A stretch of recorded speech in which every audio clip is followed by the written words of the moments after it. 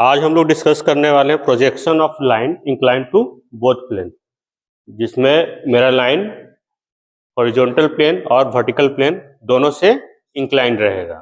ठीक है, तो एज्यूम करते हैं कि मेरा लाइन थीटा एंगल HP से इंक्लाइंड है और फाई एंगल VP से इंक्लाइंड है।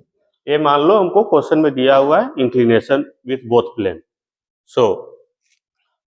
इसको स्टार्ट करने के लिए पहले मैं एक्सिस बना लेता हूँ। ये मेरा एक्सिस है, ऊपर हम लोग VP को दिखाएंगे,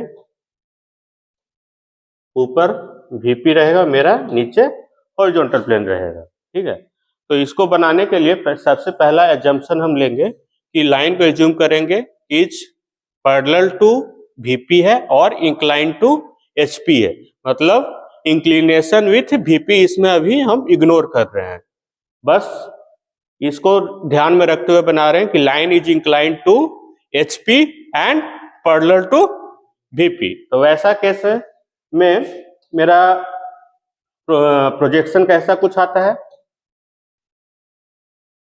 कुछ ऐसा आएगा। ये मेरा ट्रू लेंथ रहेगा, मान लो ये है, और ये मेरा वर्टिकल प्लेन में आएगा प्रोजेक्शन जो थीटा एंगल पे इंक्लाइन रहेगा। कितना एंगल पे इंक्लाइन रहेगा, इससे थीटा एंगल बनाएगा, ये थीटा एंगल पे इंक्लाइन रहेगा। ठीक है, और इससे इसका प्रोजेक्शन हॉरिजॉन्टल प्लेन पे लेंगे तो क्या आएगा,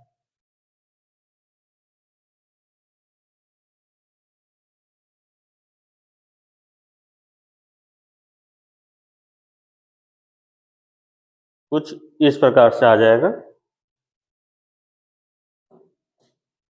ये मेरा हॉरिजॉन्टल प्लेन पे प्रोजेक्शन हो गया। ठीक है, तो ये मेरा, इसको पॉइंट A बोल सकते हैं, ये मेरा पॉइंट B या B1 भी बोल सकते हैं। ये मेरा A डैश और ये B1 डैश हो सकता है।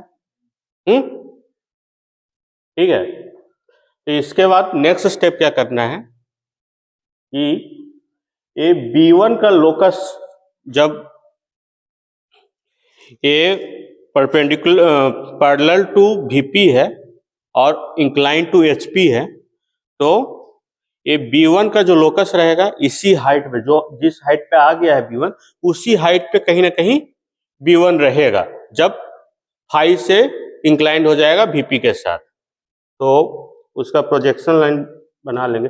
B1 का लोकस कहाँ रहेगा, ये लोकस ऑफ B1 डैश है, लोकस ऑफ B1 डैश है, B1 डैश इसी लाइन पे कहीं ना कहीं होना चाहिए। ठीक है, और अब नेक्स्ट स्टेप हम क्या करेंगे, दूसरा है कि VP से फाई इंक्लाइंड है, तो उसके लिए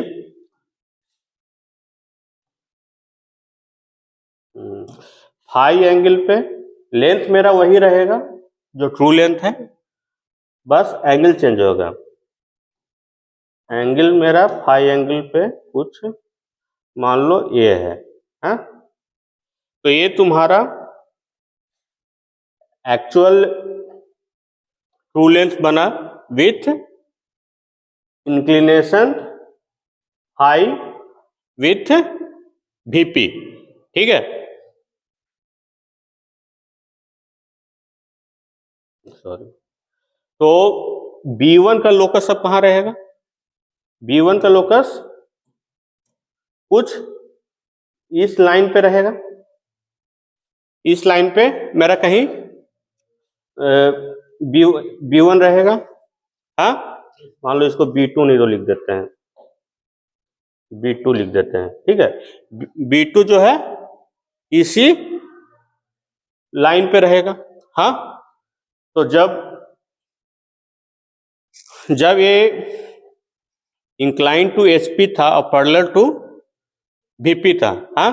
तो उस टाइम मेरा प्रोजेक्शन AB1 आया था, हाँ?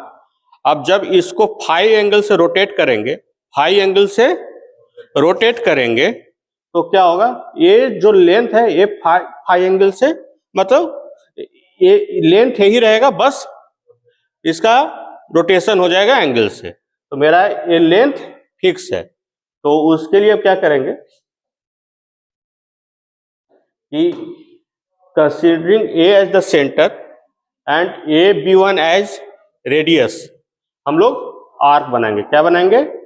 आर्क। वो आर्क आके कहीं इस लोकस पे इंटरसेक्ट करेगा, लोकस पे इंटरसेक्ट करेगा। तो फाइनली हम लोग जब ए और इस इंटरसेक्शन पॉइंट को मिला देंगे, ए और इस इंटरसेक्शन पॉइंट को मिला देंगे, तो यही मेरा फाइनल प्रोजेक्शन हॉरिजॉन्टल प्लेन में हो जाएगा। ठीक है।